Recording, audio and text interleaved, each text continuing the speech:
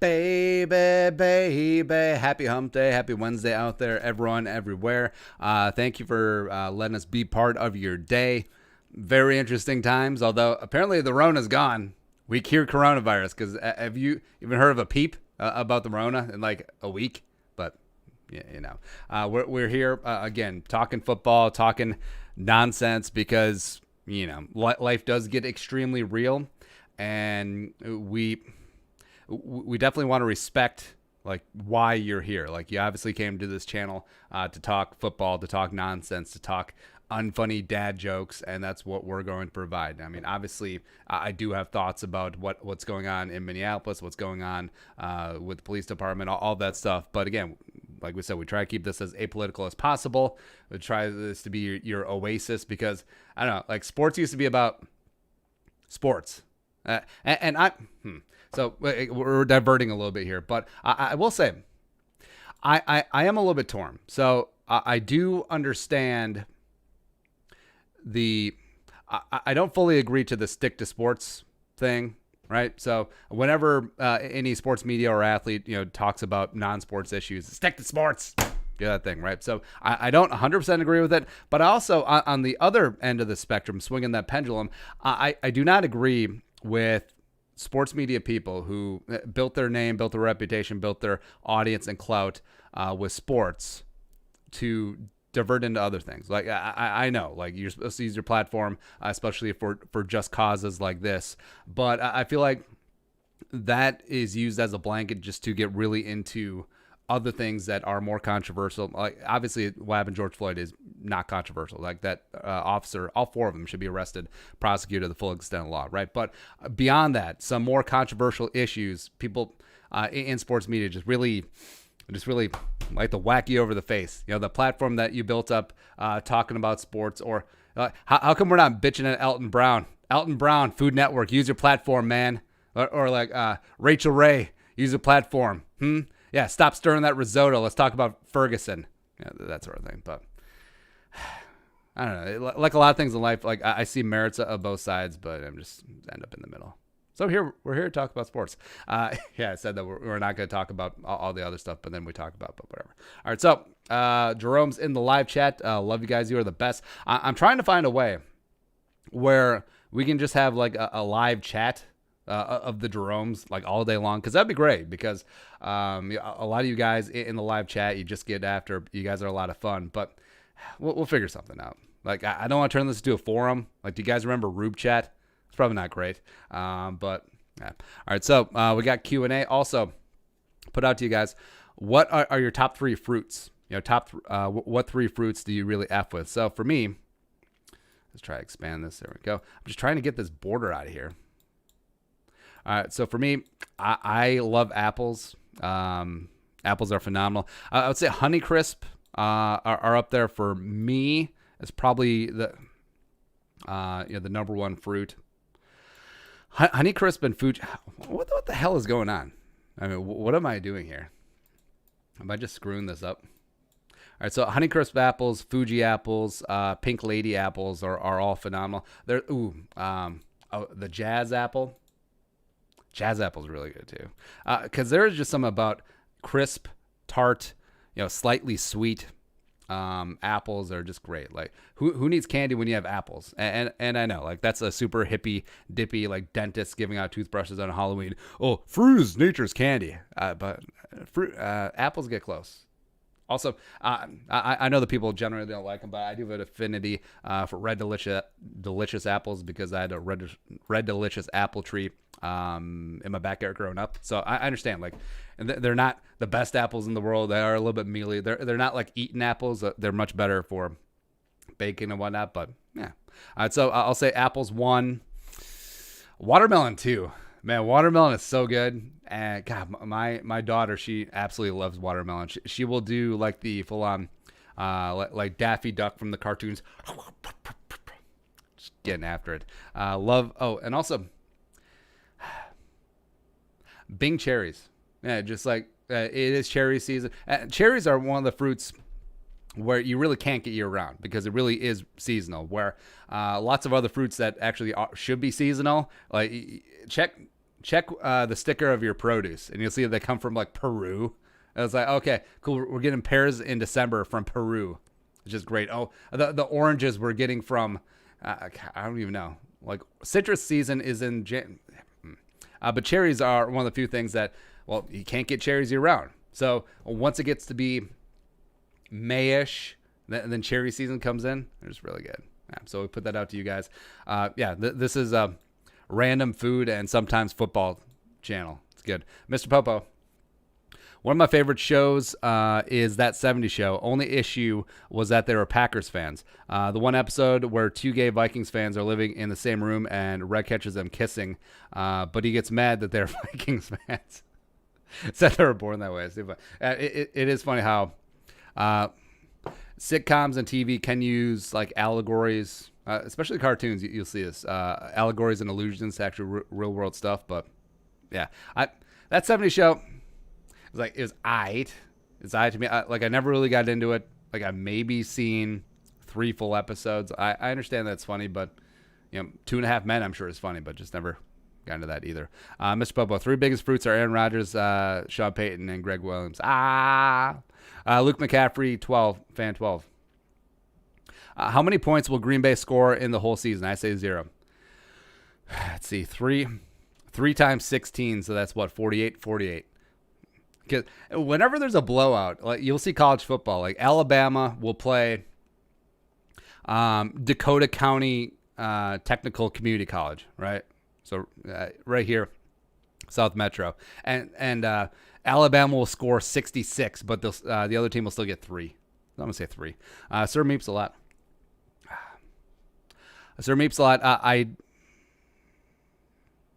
If I'm the Vikings, I would rather be paying $14 million to Jamal Adams, who's 24, as opposed to 29-year-old Anthony Harris. Jamal Adams, agree, but that's not really on the table. Plus, you also have to factor in the trade capital that you have to send Jamal Adams' way to get him, as opposed to Anthony Harris, who's right here on the rooster.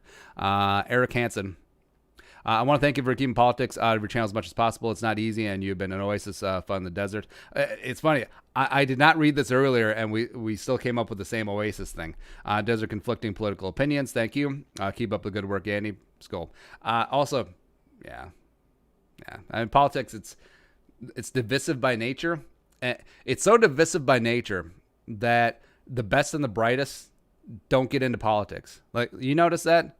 Like, some politicians are, both sides, by the way, are some of the biggest narcissistic morons that you can dig up, who wouldn't last a day in the private sector. It's just so, it's unfortunate. Like really good people avoid politics and they avoid law enforcement. Even though there is a lot of really good people in law enforcement, a lot of people just like avoid it. And that's one of the big problems, both with law enforcement and politics. But, Liam Martin.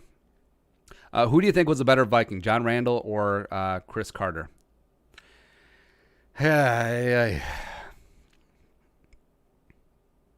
John Randall might be the best 3-tech of all time. Like, Aaron Donald is certainly up there. Chris Carter, for me, is the 3rd best receiver of all time. It goes Moss, it goes Fitz, it goes CC. Jerry Rice is 4. Suck it. I'm going to go John Randall. It's really tough and close, though. Cherry, grape, tomato. Yeah, because tomato is a fruit. You also say avocado. There you go. Husgamer 15. Oh, actually, I'm going to amend it then. Apples, watermelon, avocado. Just win. I've been reading more about the Vikings through the years, and I could see why older fans don't like the Cowboys. Yeah. A couple things back to back. At 75, the push-off. The 77 NFC title game. The Herschel Walker trade. Lots going on there. Max Kallenberg. In 2017, Zimmer and the front office came out of the winery I work at. Zimmer acted exactly how would you imagine. Definitely best day of work. Yeah, that's the thing. Like, you look at Mike Zimmer and be like, all right, that's a dude who likes to toss back a couple of Busch Lights, a couple of BL smoothies, right? No, he's a big wine dude. Like, he really into reds. Yeah, he's like super knowledgeable too. It's weird. You would not expect that. Travis, thoughts on Kyle Sluter? You must be new. Top 3 fruits: lemon, lime, apple. Nothing wrong with citrus. Get after it, son. Shoot. So here, Andy's evil twin. Which college teams always succeed as Vikings players? Seems like Iowa have produced great Vikings players. All right, so Iowa, Greenway for sure. Reef, no. Christian Ballard, no. Well, Reef, yeah. So what's from Iowa?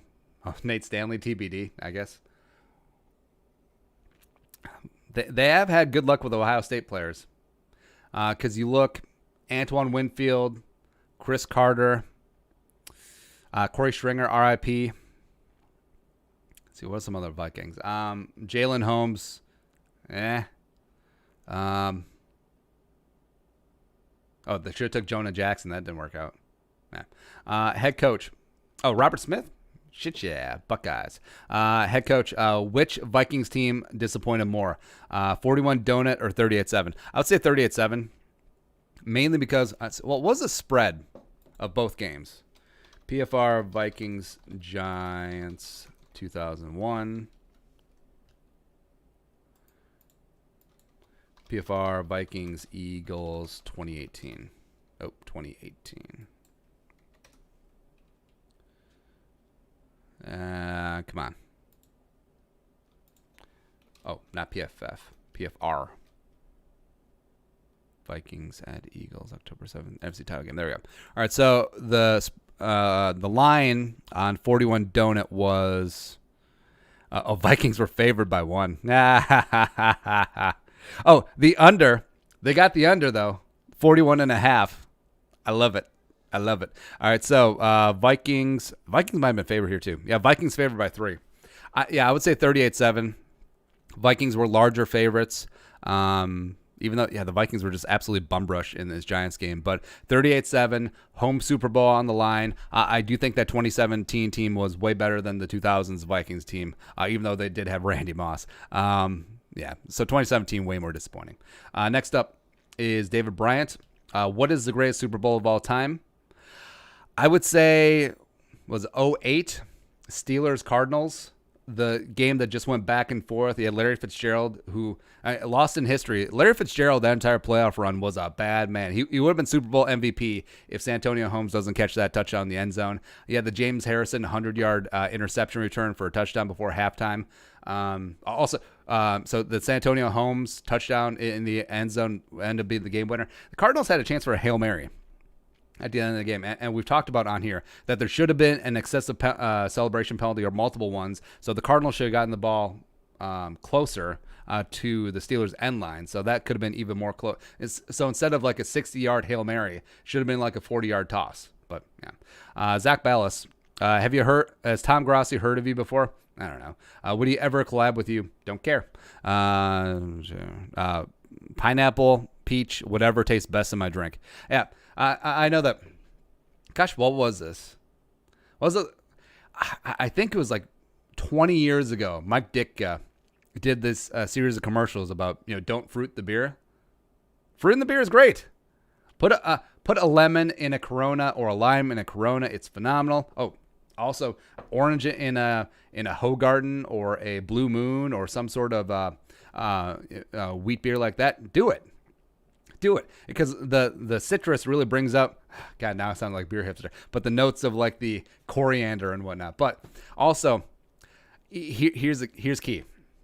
So take a Corona, take a couple swigs of the Corona and then replace it with about a shot of Bacardi Limon and then put a lemon or lime in there. Ooh, baby.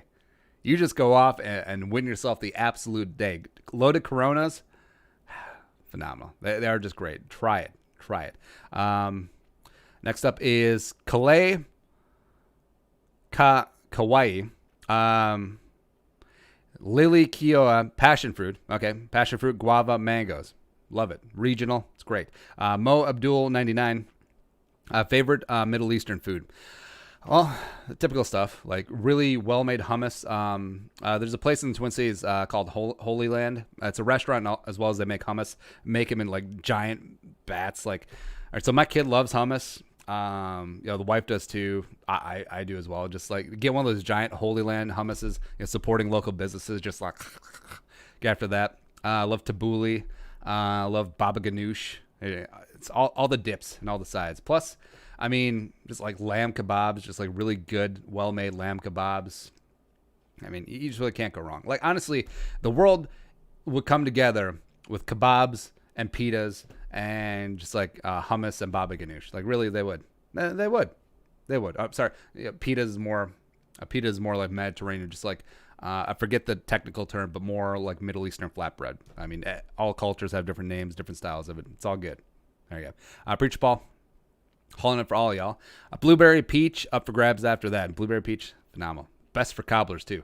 I think because our beloved Vikings haven't really been a dominant force or a team that can win where it counts. So the national jabronis overlook us. So what say you, Skollish? Agreed. I think the history definitely plays into it. I think the market definitely plays into it. I think that the fact that the Vikings are more of a regional team, deemed as a small market, plays into it. Yeah. Tristan, what happens if the Vikings somehow miss the playoffs this season? If the Vikings miss the playoffs this year, I think Zimmer's probably gone. Like, even if they give him a 1-year Band-Aid deal. Yeah. Other than that, maybe they're not, depending on if it's Kirk Cousins' fault or not, then you could see what was a retool turn into a full rebuild. Andy's evil twin, I have Kobe as top 3 easily. You said Braun at 3. Braun is top 10. Yeah. What's problematic is, making just a static list of the top 10 players of all time. Is that wings, guards, post players, they're all different stylistically. Like, if you want to make a list of the greatest scorers of all time, you could easily do that. The best post players of all time, you could do that. I didn't even put Shaq in my top 5 yesterday, and he definitely, Diesel definitely deserves to be there. Man, it's tough. But you're just it's like making it's really akin to making who are the top 5 NFL players of all time. Like, how do you really compare Randy Moss with Tom Brady with Deacon Jones with Ed Reed? Like, how do you make those comparisons, right? So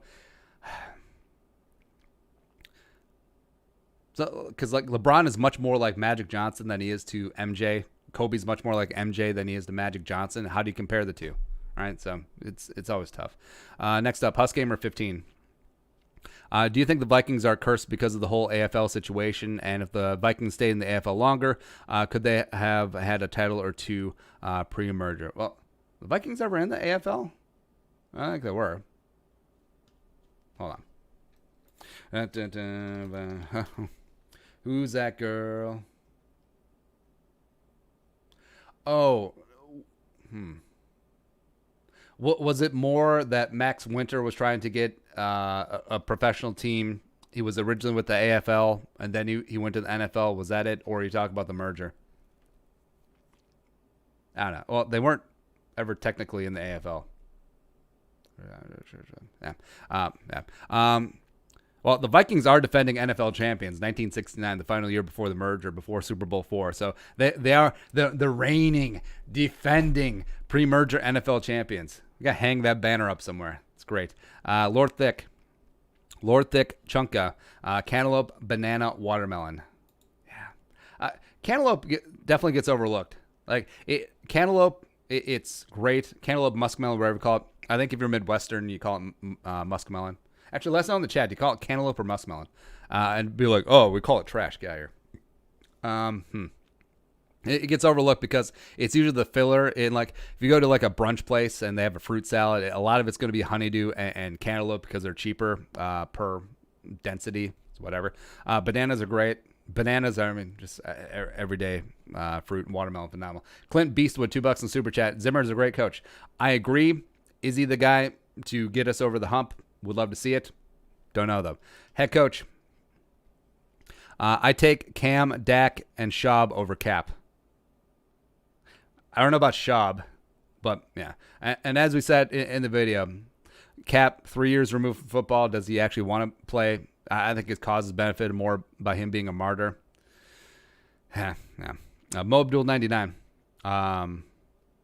Because Cap, his cause benefits more by being a martyr. It's like, look what the league did to me. Like, this will reign true. He can be an activist for the rest of his life, 70, 80, 90 years. But if he comes back to the NFL and he's like a backup with the Falcons, and he's bad. He looks bad in preseason. Put him in a game, he's terrible. Like, it kind of really dampers things down, right? So he certainly benefits by being the look what you people in the league did to me guy, right? Next up is Mo Abdul, apples, blueberries, and grapes. Gankaron. Also, I think the Vikings should bring some 3-4 concepts to confuse offenses. Yeah, they certainly have the personnel to do it. They have Dom Capers in the building. That's his bread and butter. He never coached a 4-3 defense in his life. There you go. Ba with Ba. Do you think the Broncos head coach lost all respect from his players? All right, so Vic Fangio got himself a little bit of hot water. He got. All right, let's look up the full quote because everyone see the headline, but let's look up the full quote. Just give him a little bit of context. Fangio PFT. All right, so Vic Fangio, who is like a 60-year-old white dude, right? So he said this. Fangio doesn't think that. I think problems in the NFL along those lines are minimal. We're a league of meritocracy. Well, it helps if your last name's Shanahan. You get what you get. You get what you earn. I don't see racism at all in the NFL. I don't see discrimination in the NFL. We all live together, joined as one for one common goal, and we intermingle and mix tremendously. If society reflected an NFL team, we'd all be great. Oh, boy. Oh, boy. Oh, boy. So this may be, oh boy. Yeah. So I read the headline. I didn't read the full quote. The full quote actually doesn't even help him. Oh boy. Vic. Come on, man. Come on. He may truly believe this, which, being a 60-year-old white guy, sure. The NFL certainly is a meritocracy to a degree. But to say that there's absolutely no racism or no discrimination or no cronyism or nepotism or anything like that. Yeah. No. Okay. Yeah. Good luck with that. I think those Broncos Super Bowl odds. Next up is Turtle 553. Who are your top 3 best wide receivers on the Vikings, excluding Thielen? Overall skill, not stats. So I'd say Jefferson 1. He's a first-round pick for a reason. BC 2. Then I'd say Tajay Sharp 3. Yeah, it's pretty easy. Grapes, bananas, raspberries. Yeah. My kid loves fruit. My kid obviously loves candy because she's a kid, but I do like that she really digs fruit, which is good too. She's really good with vegetables as well. Yeah, just great kid all around. It's her birthday coming up. I wish her a happy birthday. Or put a couple bucks in the Venmo. The link is down below. We'll get her a pony or something. Stanley Maros, current NFL players that will end up as coaches, analysts on various networks. Well, hopefully not Greg Olsen. It chaps my ass so much. Like Greg Olsen gets so many concessions to him. He's not even that good of a commentator. Like he is average. He is below average. He is milquetoast. He is unremarkable as a color commentator. But the Fox just seems to bend over backwards for him. It's like, oh, you can call games on your bye week, even though it's a game of a team that you have coming up, and you get to sit in those meetings, those production meetings with the coaches and pick their brains about things. But you get to do all that. Remember that a couple years ago with the Vikings? Greg Olsen was going to call the Vikings game, and the Panthers, his team at the time, were playing the Vikings a couple weeks. How that isn't a conflict of interest, and why there's so many good, articulate former players that are actually former players, as opposed to him trying to juggle this many things at once. He's not that good. He does not deserve all of these concessions that are being granted to him. I don't get it. Right? And Fox this offseason, Greg, please, G-Reg, third leg Greg, please come into the booth. And they signed with Seattle. It's like, oh, I'm sorry. This team needs me. So stupid. Here. Everson would be great as an analyst. I mean, get Everson on the NFL Network set with Steve Smith, just talking back and forth. That'd be so great. That would be good. As coaches, well, take any backup quarterback and you'll basically have a future coach. I think Trevor Siemian would be a good future head coach. He obviously knows the game. He's a smart dude. Went to Northwestern, but can't play. I think Kellen Moore. Well, Kellen Moore's already a coach. See what else in here. And Kendricks would be great coaching. Harrison Smith would be a good coach, except I don't know if he'd want to. Like, Harrison seems like a guy that once he's done with football, just leaves. He's just done, bounces. I think Bobby Wagner would make a great coach, make a great analyst. I'm trying to think of just someone funny. Micah Pierce would be great. Now, who's good at trash talking? Have Mason Rudolph and Myles Garrett in the booth Monday Night Football. All right, so yeah, just have a random play-by-play guy, then have Mason Rudolph and Myles Garrett in the booth together doing color commentary. It's just great. That'd be great. All right, let's give some shout-outs. We'll give a couple of shout-outs here. If you're in the live chat, let us know where you're watching from. Always love doing shout-outs on the show. It's here. Stanley Morris, peach, green apple, grapes, oranges, nearly made it, but I left them short because of peeling struggles. If you like oranges but don't like peeling them, get cuties. Get the little tangerines or whatever they are. They're great for kids. They can peel themselves. Really clean peel. There you go. Eric Hansen, in no particular order, orange, watermelon, blue raspberry. So blue raspberry really isn't a fruit. Oh, have you ever seen a blue raspberry, and do you know where to get them? I only see them in like Ring Pop and like Gatorade flavors. Like blue raspberry tastes like so synthetic. You got dye number 5, and this is completely like deteriorating your insides. It's still good. That's the thing with everything. Like, is remember like artificial sweeteners, like you can grow an ear on a mouse. It's like, oh, this is terrible. They ravage your inside. They destroy your gut fauna. They make you more susceptible to cancer. But damn, they taste good. Ike 09Y. Watermelon, apples, and limes. If you were to pick one running back on the team, would it be Walter Payton or Emmitt Smith? Emmitt Smith greatly benefited from volume as well as having one of the best offensive lines in NFL history.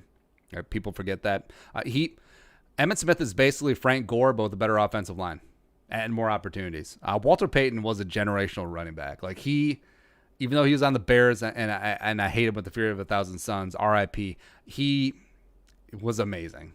Walter Payton was just absolutely dynamic. And I obviously didn't get to watch him live, but I mean, just watching back some of the highlights, you could just tell like this is a dude who would thrive in the modern NFL. Emmitt Smith, I don't know. Tristan, green grapes, raspberries, cherries. Yeah, cherries, get it. Stanley Morris, who would win a fight, Winnie the Pooh or Paddington Bear? I don't even know that much about Paddington. Like, I obviously know Winnie the Pooh from a kid, but Paddington, didn't they do a bunch of movies about him? He's like a bear that just eats sandwiches. Like, how come all bears are these lovable, like, loafing sloths who just eat and nap? No, bears are not that. Like, yeah, bears hibernate, but bears will rip your face off just for looking at them funny. That's what they'll do. That being said, I'm a Pooh Bear just because he has better memes. There you go. All right, so a couple shout-outs. Gable Sunman, Skull from Kalamazoo, Michigan. Husky number 15, Skull from Fridley. Northern Burbs represent. Purple Rain, Wausau, Wisconsin. Vikings fan, Washington Skull, Washington State.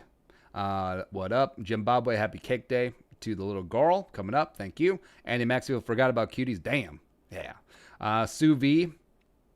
Skull from Illinois, Land the Lincoln, Jabrisky, shout out from Trempolo, Three Fruits, Mango, Raspberry, Honeydew, absolutely. Preacher Paul, Holland for all y'all, Whitehall, Montana. Actually, that's a funny phrase for Montana, Whitehall, because it is Whitehall. Yeah, Montana's beautiful though, man. As we said on here, places I would move to, Montana, Idaho, certainly up there. Yeah, just lots of space, lots of land, no speed limits. You can fire your gun off your back porch. It's great. Skull Vikes, Skull from Moose Jaw, Saskatchewan, headed up to Prince Albert, Saskatchewan. What up? Suvi Mangoes, Grapes, Bananas, love it.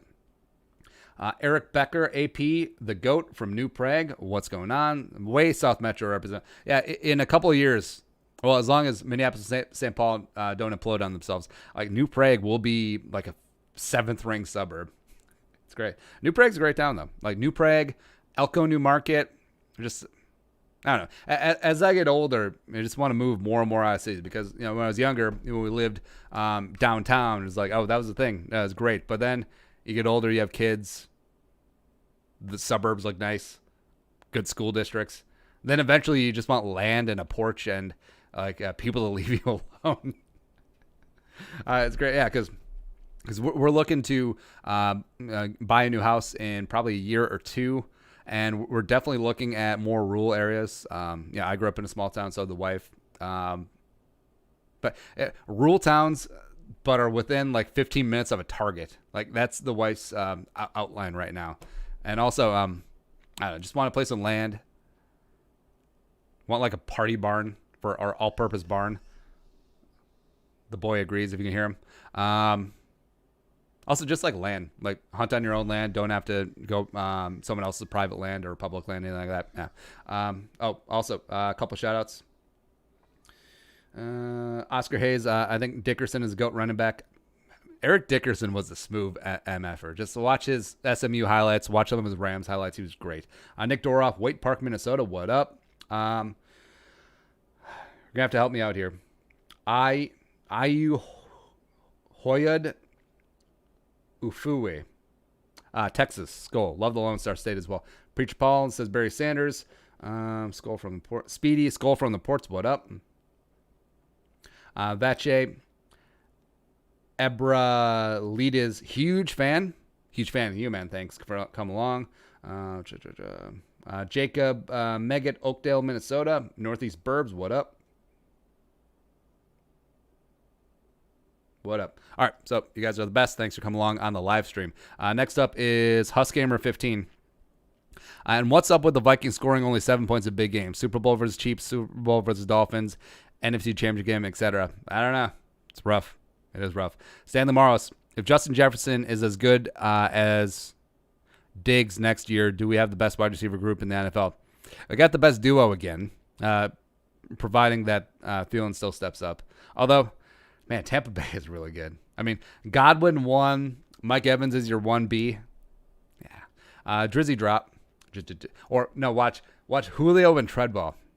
Because that would be such a Vikings thing, right? Where you cut Treadwell, you bring him back, you let him go, and then he goes down to Atlanta and becomes a 1,000-yard receiver opposite of Julio Jones. I mean, that would just be, of course. Drizzy drop, fruits, kiwi, strawberry, and raspberries. Kiwis are great, except they're such a pain in the ass to peel. Like, my kid loves kiwis and mangoes and papaya. It's almost like she specifically picks out fruits that are like a pain in the ass to peel. So she's like,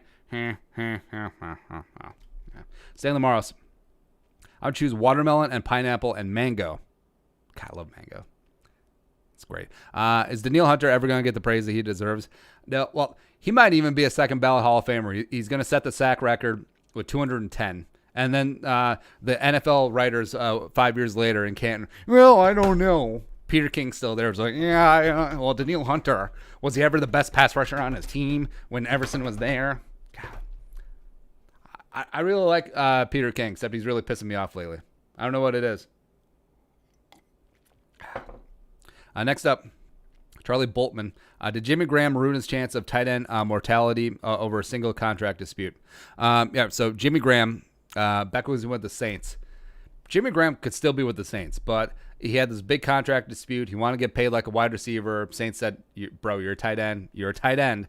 But Jimmy Graham could have stayed with Sean Payton, even though he's a douchebag with a punchable face. He is a great offensive mastermind. Drew Brees in his prime. Well, not in his prime anymore, but Jimmy Graham could have spent all of those years indoors, safe, coddled, like the soft-ass tight end that he is. But no, he got shipped to the Pacific Northwest, had to play outside, then went to Green Bay, Siberia. Now he's in Chicago, the place where tight ends go to die, all 10 of them. Great. Just great. Oscar Hayes. Who's the better receiver, Megatron or Fitz? Ooh, it's a tough one. Obviously, Fitz played longer than Megatron. He retired early. Because who wouldn't want to retire to get away from the Lions? Also, they tried to make him pay back his signing bonus. Like, okay. I would say Fitz had a better career and is the better overall wide receiver. But in terms of peak value, Megatron above Fitz. Like Fitz had this really nice. Fitz has had this really nice, steady burn career where he's always been, top 5-ish. Well, at his peak, top 3. Well, if not top 2. But now, he sort of had a nice little finish off where he's still a top 12-ish receiver. But yeah, Fitz from 05 to.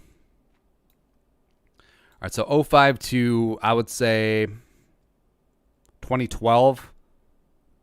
Fitz top 3 in the league pretty easily. Where you had Megatron.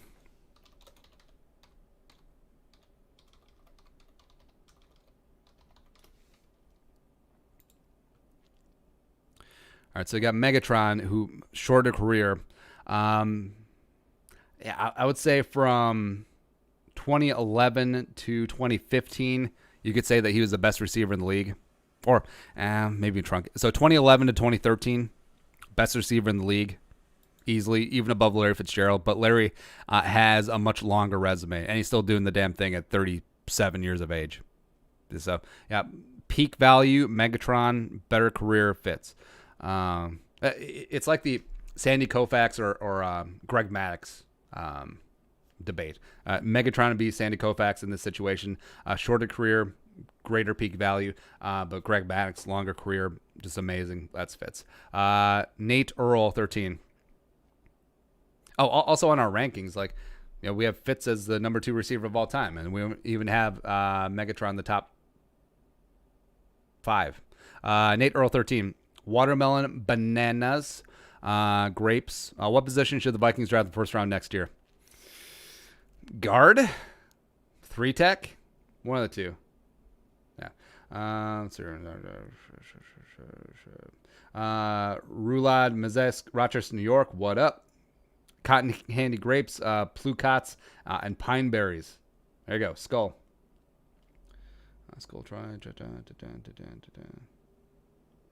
All right. Next up is whatever happened to Rashad Jones made Pro Bowl and dip. Yeah, Rashad Jones was actually legit. Well, it's like Rashad Jones and Patrick Surtain are guys that I only know because of Madden. They're like, oh, they're rated 90, so they must be good. All right, so Rashad Jones, 2-time Pro Bowler.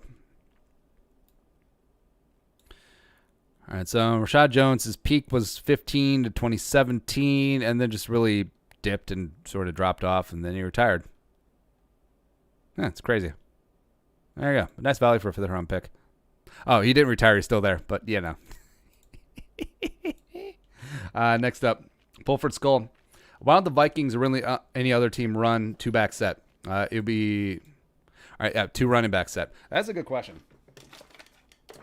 I sometimes wonder that too. In teams that have 2 great tailbacks, why they're not in the backfield more. So Madison and Dalvin, what people always freak out. It's like, oh, they got 2 tailbacks on the field at the same time. Oh, Nick Chubb and Kareem Hunt are on the same field, at the same time. I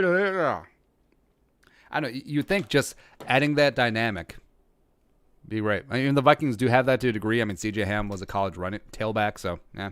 But yeah, strawberries, raspberry, banana, classic combo. Ethan Griffith, banana, apples, grapes. Who is the best tight end in Vikings history? Steve Jordan. But Rudy's certainly up there as well. Respect. And then who else would it be? Stu Voigt. Wasn't Stu Voigt in jail? Yeah. Maybe Joe Sensor. All right. Let's look this up for sure. BFR receiving. All right. So looking for the TE. I did again. I unzoomed again.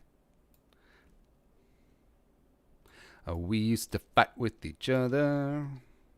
All right, so tight end. Oh. All right, so Steve Jordan leads the way in terms of receiving yards. Then Rudy. Ooh, Shanko. Shanko is the 3rd highest receiving tight end in Vikings franchise history. Is that correct? How's that possible? Joe Sensor's down there. There's Stu Voigt. Wow. I did not expect that. That's pretty crazy, actually.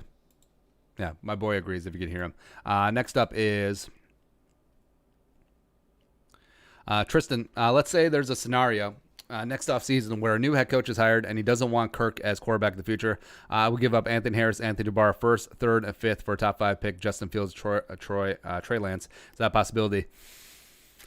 It's going to be really tough trading that Kirk Cousins contract. It is, just because of the extension. PFR, because I think the Vikings have $40 million dead next year. If they cut or trade him. Come on. Load, bro.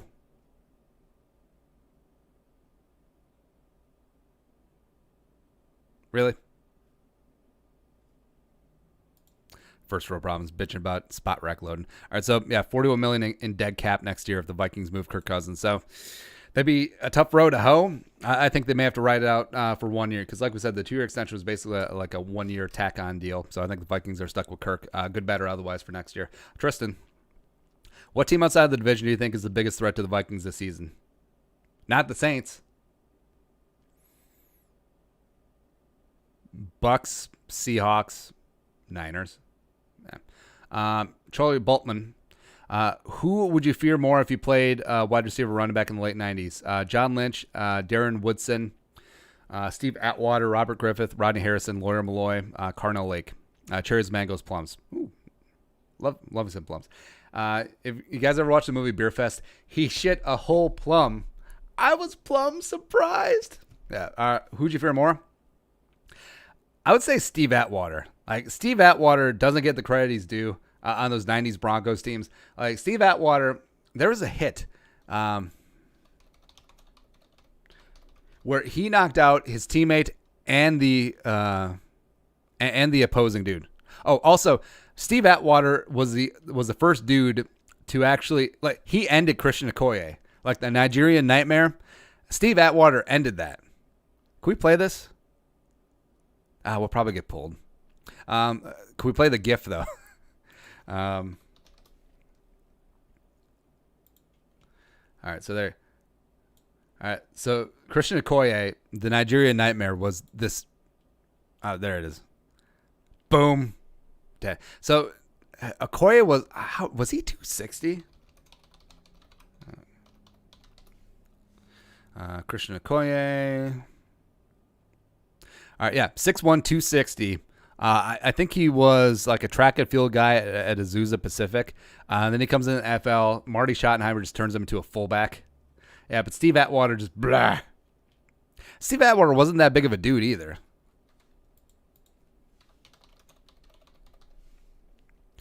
All right, so Steve Atwater, Hall of Fame, rightfully so. 6'3", 218, but yeah, I'm talking about like size-wise. But yeah, hit T. Because there was a hit. I want to say it was in the Super Bowl against the Packers, but Steve Atwater had a hit where, yeah, Steve Atwater, huge hit, knocks out 2 players and himself.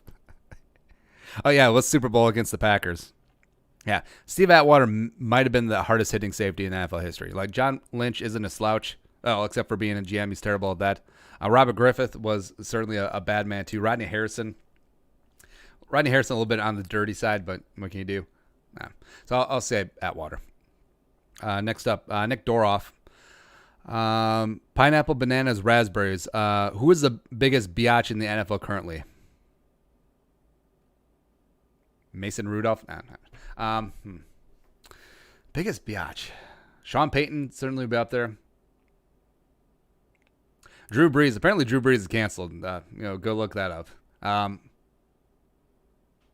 Player. All right, so coach-wise for sure, Sean Payton. Player-wise, Aaron Rodgers pretty easily.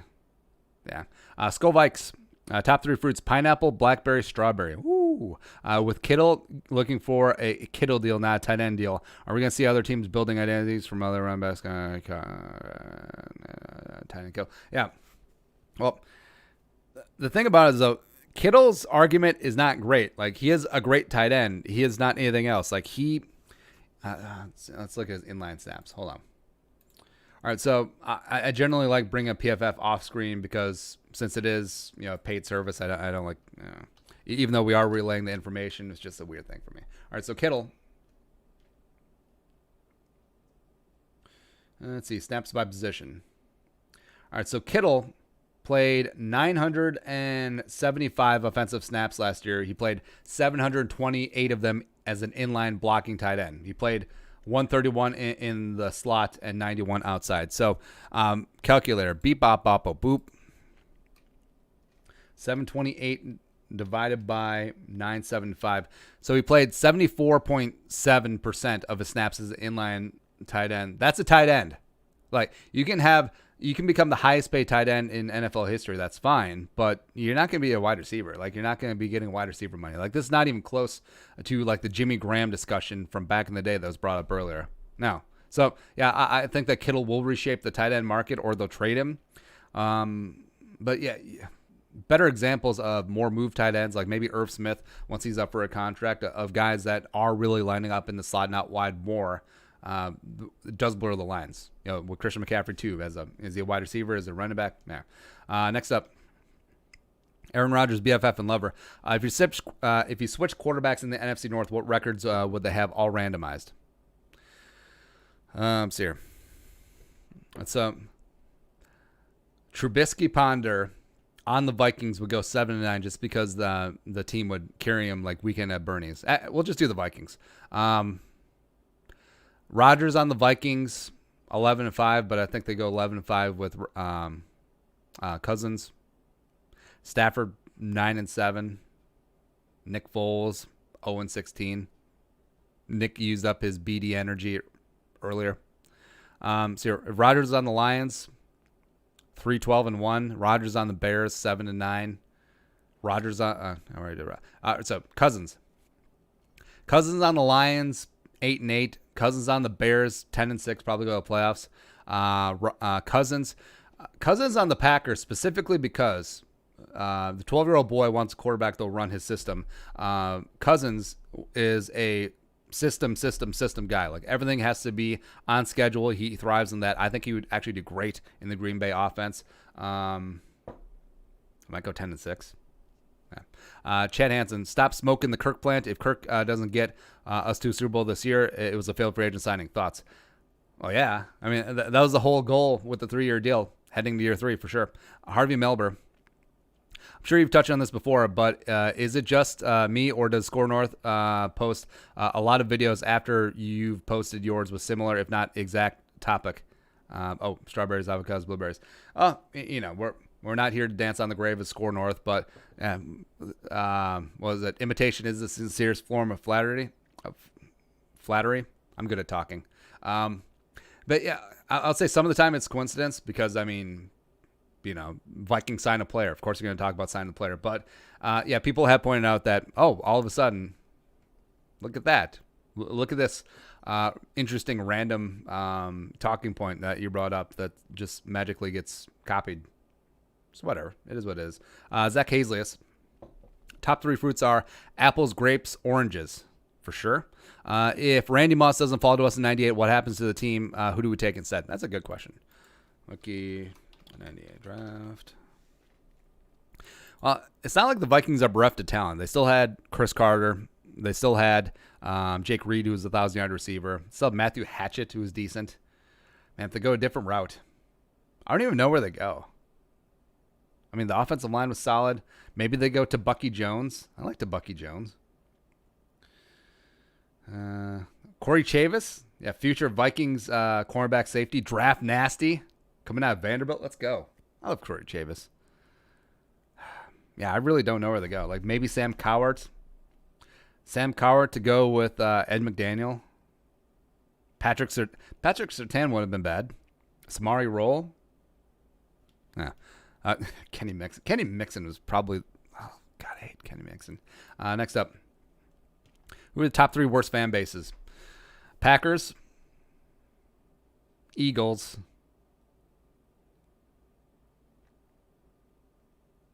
I was going to say Saints, but I don't know. Cowboys. Cowboys fans are terrible. Next up, Andy Maxfield. I will say Patriots fans too. Especially Patriots fans under the age of 25. Like older Patriots fans, they lived through some ish. Like for probably most of the 90s, most of the 80s, except for that 85 year, and certainly the 70s. Like the New England and Boston Patriots were just absolute trash heap. Like they were bad. They were just atrocious. Next up, pineapple, kiwi, peach. Love peaches. Who is better when talking about just their primes, Jordy Nelson or Thielen? Say Thielen. It's close, though. Also, Thielen was ignored early on strictly because of Norv. He was. Kyle Rippentrop, Honeycrisp, grapefruit, and watermelon. Yeah, there's something about a good, beautiful, crisp Honeycrisp apple. Come on. Also, Red Delicious apples are anything but delicious. Hey. How is it that South Dakota and North Dakota have 2 D1 schools? Iowa gets 3, but Minnesota only has 1. Just think it's kind of strange. I want to know your thoughts. So, all right. So we're counting like FCS. It's always Division 1A and 1AA to me. It always will be. So South Dakota has South Dakota and Augustana. South Dakota State, North Dakota, NDSU, North Dakota. Iowa has Iowa State, Iowa, and Northern Iowa, I believe. Yeah, it is weird that the most populous Midwestern state only has 1 D1 school. I guess I could say that about Wisconsin, too, to a degree. Like UW Green Bay, I believe, is Division 1 in basketball. Oh, Marquette. Stevens, no, it doesn't matter. Yeah, it is weird. But also, I mean, what school would you make a D1? St. Thomas? St. Thomas going to go to FCS? It's quite a jump. Yeah. Next up.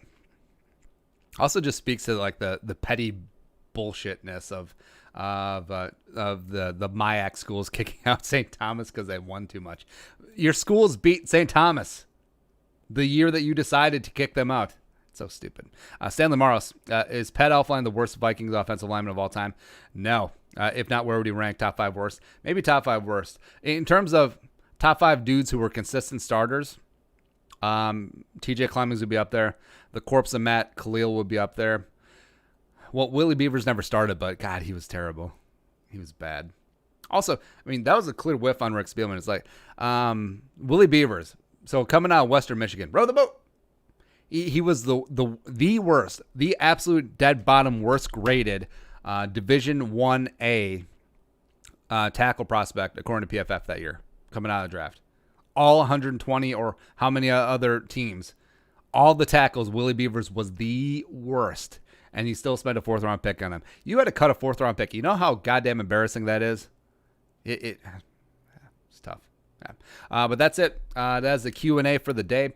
Jerome's in live chat. You are the best. Thanks for coming along. Also, like I said, daughter's birthday. Toss a couple bucks in the Venmo. We'll buy her like My Little Ponies and shit. You guys are the best.